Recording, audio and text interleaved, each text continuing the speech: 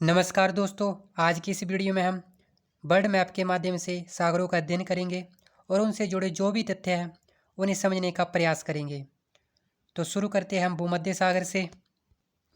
भूमध्य सागर अटलांटिक महासागर का ही एक हिस्सा है जो यूरेशिया और अफ्रीकी महाद्वीप के मध्य में स्थित है तथा लगभग पूरी तरह से ये भूमि से घिरा हुआ है। इसके सीमावर्ती देश हैं Morocco, Algeria, Tunisia, Libya, Egypt, Israel, Lebanon, Syria, Cyprus, तुर्की, ग्रीस, अल्बानिया, मोंटेनेग्रो, बोस्निया एवं Herzegovina, Croatia, Slovenia, Italy, France और स्पेन। ये पश्चिम में जिब्राल्टर जलसंधि के द्वारा अटलांटिक महासागर के साथ जुड़ा हुआ है। पूर्व में ये डार्डेनल्स जलसंधि के द्वारा ब्लैक सी के साथ जुड़ा हुआ है और दक्षिण में ये स्वेज नहर के माध्यम से लाल सागर के साथ जुड़ा हुआ है। नील नदी भी भूमध्य सागर में ही गिरती है। तो अब हम देखते हैं कैस्पियन सागर को। कैस्पियन सागर क्षेत्रफल के आधार पर पृथ्वी का सबसे बड़ा जल निकाय है। इसके सीमावर्ती देश है रसिया, अजरबैजान, ईरान, तुर्कमेनिस्तान और कजाकिस्तान। ये यूरोप और एशिया के जंक्शन पर स्थित है। इसके पश्चिम में काकेशस पर्वत और पूर्व में मध्य एशियाई का मैदान यानी स्टेपी का मैदान है। तो अब हम देखते हैं काला सागर को। इसके सीमावर्ती देश है तुर्की, जॉर्जिया, रसिया, यूक्रेन, रोमानिया और बुल्गारिया। ये बोस्पोरस जलसंधि के द्वारा मरमरा सागर के साथ जुड़ा हुआ है तथा डार्डेनल्स जलसंधि के द्वारा भूमध्य सागर के साथ जुड़ा हुआ है। एजोब सागर काला सागर का ही उत्तरी विस्तार है जो कर्च जलडमरू द्वारा जुड़ा हुआ है। अब हम देखते हैं लाल सागर को।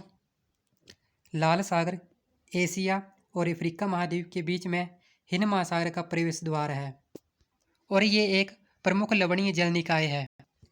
वावल मंदेव और अदन की खाड़ी के माध्यम से ये हिंद महासागर के साथ जुड़ा हुआ है। इसके उत्तर में सिनाई प्रायद्वीप, अकाबा की खाड़ी और स्क्वेज की खाड़ी है। तो अब हम देखते हैं पूर्वी चीन सागर को। पूर्वी चीन सागर ये प्रशांत महासागर का एक हिस्सा है और चीन के पूर्व में स्थित है। इसके सीमावर्ती देश है साउथ कोरिया, जापान, ताइवान और चाइना।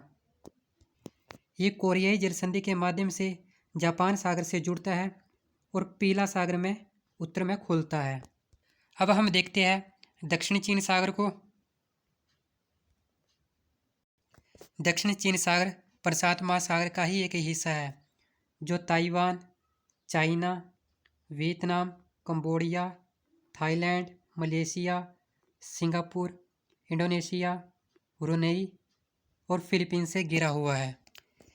चीन की 9 डैश लाइन चीन का इस क्षेत्र पर अपना दावा है और इस दक्षिणी चीन सागर में चीन स्प्रेटले द्वीप समूह और पार्सल द्वीप समूह पर अपना दावा करता है। तो अब हम देखते हैं एड्रियाटिक सागर को। ये भूमध्य सागर का एक हिस्सा है जो कि इटली और बाल्कन प्रायद्वीप के बीच में स्थित है। ये वेनिस की खाड़ी से दक्षिण में ओंटोंटो जलसंधि तक फैला हुआ है जो इसे आयोनियन सागर से जोड़ता है। इसके सीमावर्ती देश है इटली, अल्बानिया, मोंटेनेग्रो, बोस्निया एवं हर्जेगोविना, क्रोएशिया एवं स्लोवेनिया। अब हम देखते हैं एजियन सागर को। ये भूमध्य सागर की एक शाखा है। इसके पश्चिम में ग्रीक प्रायद्वीप और पूर्व में अनातोलिया स्थित है। एजियन सागर डार्डेनेस जलसंधि, मरमरा जलसंधि और बोस्फोरस जलसंधि के द्वारा ब्लैक सी के साथ जुड़ा हुआ है। अब हम देखते हैं अरल सागर को। अरल सागर मध्य एशिया में लवणीय जल की एक बड़ी झील है। इसके सीमावर्ती देश है कजाकिस्तान और उज़्बेकिस्तान। अब हम देखते हैं फारस की खाड़ी को। फारस की खाड़ी अरब सागर की एक शाखा है जो अरब प्रायद्वीप और दक्षिणी ईरान के मध्य स्थित है। दक्षिण पश्चिमी ईरान। ये पूर्व में ओमान की खाड़ी और हॉर्मुज जलडमरू से जुड़ा हुआ है। अब हम देखते हैं मलक्का जलडमरू को। मलक्का जलडमरू दक्षिण चीन सागर को अंडमान सागर से जोड़ता है। अब हम देखते हैं कुरील द्वीप समूह को। कुरील द्वीप समूह जापान के होक्काइडो से लेकर रूस के कमचटका प्रायद्वीप के दक्षिणी सिरे तक फैला हुआ है। यह ओखोत्स्क सागर को उत्तरी प्रशांत महासागर से अलग करता है। तो धन्यवाद दोस्तों, इस वीडियो को लाइक करें और कमेंट करें।